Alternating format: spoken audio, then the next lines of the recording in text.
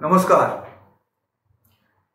गेल्याच रविवारी काशीधाम मंगल कार्यालय चिंचवडगाव येथे माझं 67वे प्रवचन झालं। गेली 5 वर्ष हा प्रवचनांचा उपक्रम मी तिथे राबवतो। हे 6वं वर्ष आहे। दर महिन्याला एक प्रवचन। आणि ह्या वेळेला प्रवचनाचा विषय होता मोबाईल वहिवाट की विल्हेवाट। आणि या विषयाला अनुलक्षून मला एक कविता सुचली।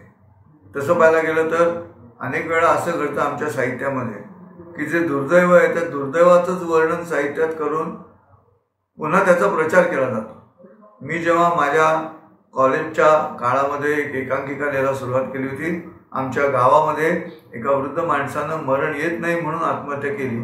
त्या घटनेवर आधारित मी मरण हवे मरण अशी एकांकिका लिहायला सुरुवात केली। आणि संध्याकाळी घरी आल्यानंतर माझ्या वडिलांनी त्या एकांकिकेच्या 5व्या पानावरती हा परिच्छेद लिहिला। आणि तो परिच्छेद असा होता, दुर्दैवाचं साहित्यिक वर्णन करून त्यांचा जितका प्रचार होतो तितकी त्यांची उत्तरं शोधली जात नाही। एक तर त्यांचं उत्तर तरी हो किंवा माणसाला उमेद वाटेल असं तरी लिही, नाहीतर नाही लिहिलंच तरी चालेल। आणि मी तो नियम पाळला असता काय। नेहमी चांगलं बोलावं ही जी कल्पना आहे माऊलीने मांडलेली, बोलते जे अर्णव पियुषाचे, आणि माऊलींनी पण तेच केलं। ज्ञानेश्वर माऊलींनी कधीही त्यांच्या साहित्यामध्ये त्यांच्या पूर्व आयुष्यात घडलेल्या दुर्दैवी घटनांचा कणवरी उल्लेख केलेला आढळत नाही। आणि हे खरं साहित्य। साहित्य शब्दामध्ये हित जो शब्द आहे तो वाचणाऱ्याचा, प्रतिसाद देणाऱ्याचा, समाजाच्या हिताचा मुद्दा आहे। आणि त्यामुळे तिथे अहित साधण्यामध्ये काहीच हशील नाही असं माझं व्यक्तिगत मत आहे। त्यामुळे उत्तम कविता, उत्तम लेख, उत्तम कादंबरी, पण ती उत्तम कादंबरीमध्ये वर्णन केलेलं जे आहे ते दुर्दैव असेल तर मला काहीतरी त्याचा थोडा त्रास होतो। आणि म्हणून ही कविता मी तुमच्यासमोर सादर करते, ज्या प्रवचनाच्या निमित्ताने माझ्या डोक्यामध्ये आली किंवा मला सुचली असं आपण म्हणू। ऐका कविता।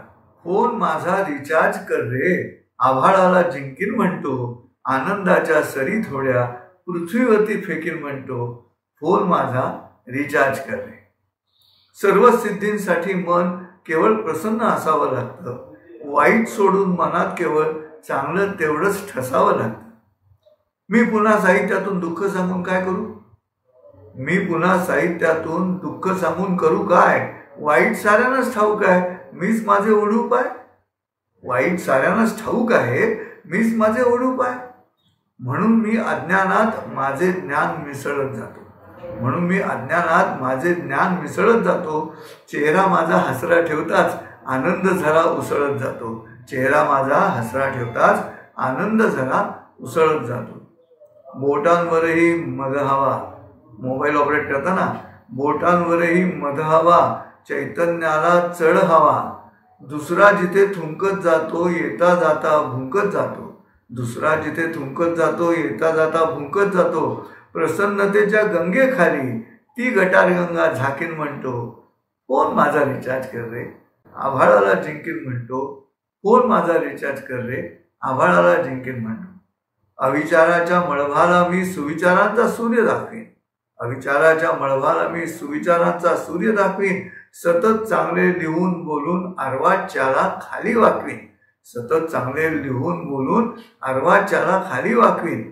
असुर वर्णन सुरात करून मी का हो वाहवा मिळवू, असुर वर्णन सुरात करून मी का हो वाहवा मिळवू, अभिजात कवींनो एक व्हा, अभिजात कवींनो एक व्हा, सगळे मिळून त्यांना पळवू, अभिजात कवींनो एक व्हा, सगळे मिळून त्यांना पळवू। करा माऊलींची मनात सेवा, सुखात सुखाला कवनात ठेवा, माऊली केवळ लिहिते चांगलं, माऊली केवळ लिहिते चांगलं, 700 वर्षात अभद्र पांगलं, 700 वर्षात अभद्र पांगलं। पापात व्यंजने लवकर जमतात प आणि प, पुण्यात व्यंजने जमतात प आणि य।